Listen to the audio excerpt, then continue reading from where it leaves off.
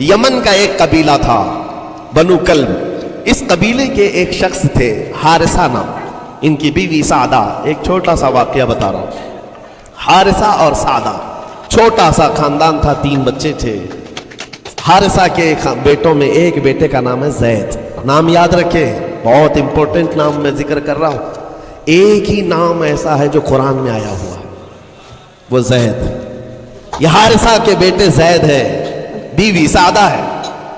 یہ حارثہ اور سعدہ 3 بچوں کے ماں باپ تھے, ہنسی خوشی زندگی گزار رہے تھے. سعدہ ایک دن اپنے بچوں کو لے کر اپنے میکے جا رہی تھی.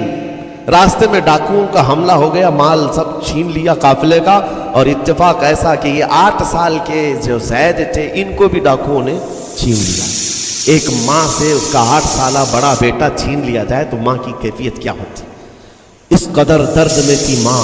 جان تو بچ گئی, 2 بچے بھی بچ گئے, لیکن بڑا بیٹا میرے ہاتھ سے چلا گیا. مارے مارے صحراؤں میں گھومتی تھی, پکارتی تھی میرا زید میرا زید میرا زید میرا زید. ڈاکوؤں نے زید کو کیا کیا, عکاظ کا ایک میلہ لگتا تھا اس وقت, یہ غلامی کا دور تھا, لوگ انسانوں کو پکڑتے اور بیچ دیتے تھے. وہاں لا کر کے انہوں نے زید کو بیچ دیا, غلام کی حیثیت سے بیچ دیا. آگے میں بتاتا ہوں. یہاں سعدہ کا حال بے حال تھا. واپس گھر آئی تو باپ اپنے شوہر سے کہا, اور شوہر کا حال تو ایسا تھا کہ وہ زید کو اپنی آنکھوں کا نور, اپنے آنکھوں کا سرور سمجھتا. اور اس قدر پیار و محبت والا باپ مارے مارے گھومتا رہا گلیوں میں. اور ان کا لکھا ہوا ایک اشعار کا منظوم ترانہ ہے جو اپنے بیٹے کی جدائی میں لکھا. تو اپنے دشمن بھی وہ ترانہ سنتے تو رو پڑتے تھے. ایک باپ کا درد اپنے بیٹے کی جدائی, بہت روتے تھے بہت. ماں بھی دن رات روتی, باپ بھی پہاڑوں پر چڑھ جاتے اور وہاں سے صدا لگاتے, اے آسمان اگر تو نے زید کو دیکھا ہے تو میرے حوالے کر دے. زمین کے چپے کہیں اگر زید میرا زندہ ہے تو مجھے وہاں تک لے چل. یہ اشعار میں گنگناتے تھے, روتے تھے. اور زید کا کیا ہوا, عکاظ کے میلے میں بیچ دیا گیا. خریدا کون, حکیم بن حزام, جو حضرت خدیجہ رضی اللہ تعالیٰ عنہ کے بھائی لگتے تھے. یہ لے کر کے آئے اور حضرت خدیجہ رضی اللہ تعالیٰ عنہ اس وقت مکہ میں اور حضور پاک صلی اللہ علیہ وسلم کے نکاح میں.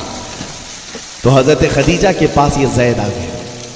بھائی نے گفٹ کے طور پر دے دیا. حضرت خدیجہ کے گھر میں یہ زید جب آئے, اس وقت ان کی عمر یعنی 10-12 سال کے آس پاس رہی ہوگی.